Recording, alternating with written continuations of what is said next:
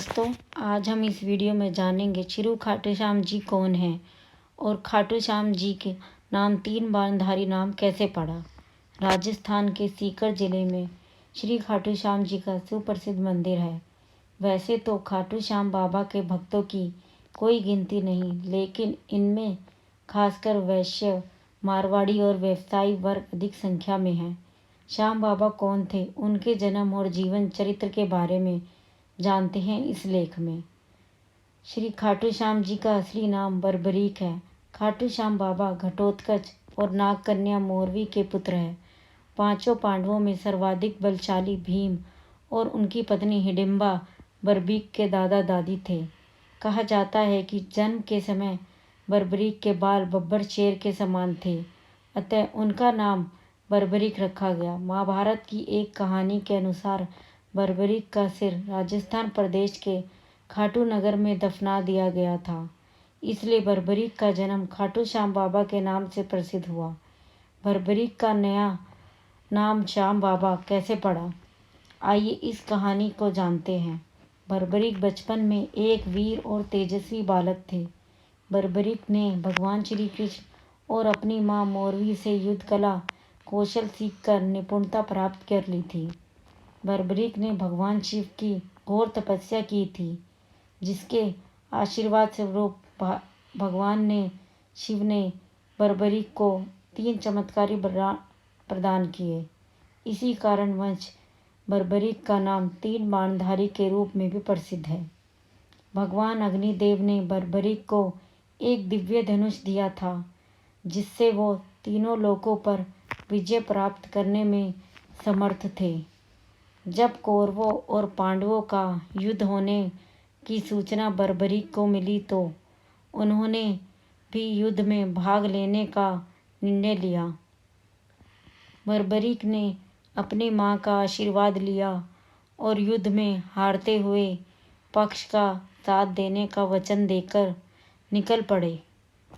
इस वचन के कारण हारे का सहारा बाबा श्याम हमारा यह बात प्रसिद्ध हुई। तभी से बर्बरीक को हारे का सहारा बाबा श्याम हमारा कहा जाता है। जब बर्बरीक जा रहे थे तो उन्हें मार्ग में एक ब्राह्मण मिला। यह ब्राह्मण कोई और नहीं भगवान श्री कृष्ण थे, जो कि बर्बरीक की परीक्षा लेना चाहते थे।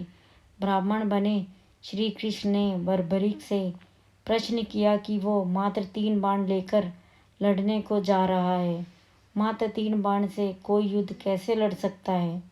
बर्बरीक ने कहा कि उनका एक ही बाण शत्रु सेना को समाप्त करने में समक्ष है और इसके बाद भी वह तीर नष्ट न होकर वापस उनके तरकश में आ जाएगा। अतः अगर तीनों तीर के उपयोग से तो संपूर्ण जगत का विनाश किया जा सकता है। ब्राह्मण ने बर्बरीक से एक पीपल के वृक्ष की ओर इशारा करके कहा कि वो एक बाण से पेड़ के सारे पत्तों को भेद कर दिखाए। बर्बरीक भगवान का ध्यान कर एक बाण छोड़ दिया। उस बाण ने पीपल के सारे पत्ते को छेद दिया और उसके बाद बाण ब्राह्मण बने कृष्ण के पैर के चारों तरफ घूमने लगा। असल में कृष्ण ने एक पत्ता अपने पैर के नीचे छिपा दिया था। बर्बरीक समझ गए कि तीर उसी पत्ते को भेदने के लिए ब्राह्मण के पैर के चक्कर लगा रहा है।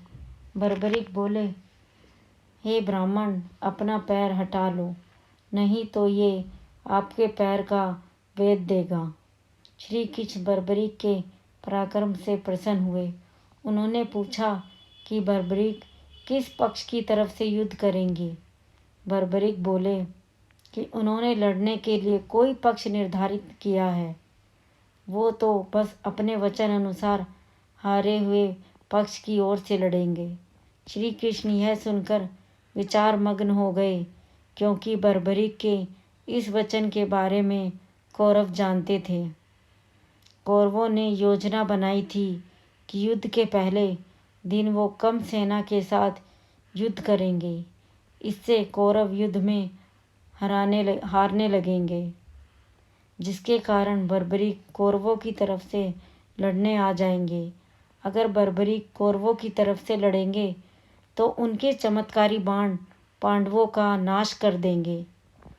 कौरवों की योजना विफल करने के लिए ब्राह्मण बने कृष्ण ने बर्बरीक से एक दान देने का वचन मांगा। बर्बरीक ने दान देने का वचन दे दिया। अब ब्राह्मण ने बर्बरीक से कहा कि उसे दान में बर्बरीक का सर चाहिए। इस अनोखे दान की मांग सुनकर बर्बरीक आश्चर्यचकित हुए और समझ गए कि यह ब्राह्मण कोई सामान्य व्यक्ति नहीं है। बर्बरीक ने प्रार्थना की कि वो दिए गए वचन अनुसार अपने शीश का दान अवश्य करेंगे, लेकिन पहले ब्राह्मण देव अपने वास्तविक रूप में प्रकट हो।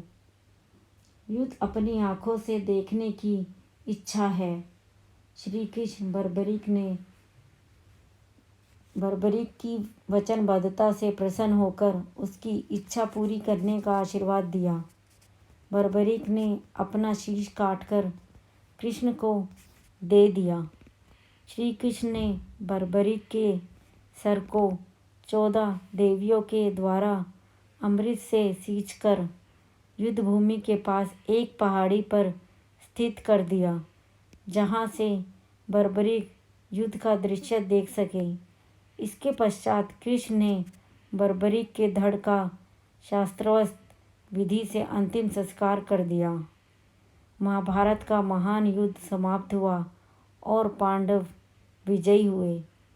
विजय के बाद पांडवों में यह बहस होने लगी कि इस विजय का श्रेय किस योद्धा को जाता है।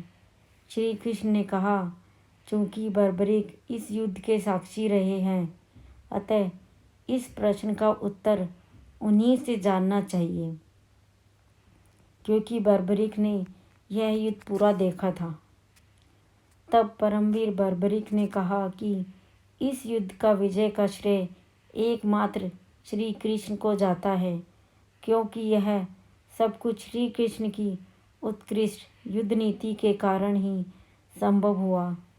विजय के पीछे सब कुछ श्री कृष्ण की ही माया थी। बर्बरीक के इस सत्य वचन से देवताओं ने बर्बरीक पर पुष्पों की वर्षा की और उनके गुणगान गाने लगे।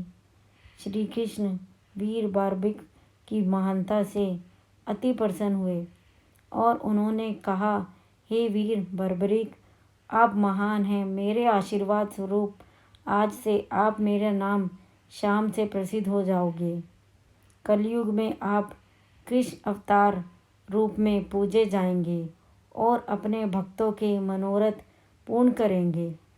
भगवान श्री कृष्ण का वचन सिद्ध हुआ और आज हम देखते भी हैं कि भगवान श्री खाटू श्याम बाबा जी अपने भक्तों पर निरंतर अपनी कृपा बनाए रखते हैं। बाबा श्याम अपने वचन अनुसार हारे का सहारा बनते हैं। इसीलिए जो सारी दुनिया से हारा सताया गया होता है, वो अगर सच्चे मन से बाबा श्याम के नाम का जप स्मरण करे तो उसका कल्याण अवश्य ही होता है। जय खाटू श्याम बाबा की।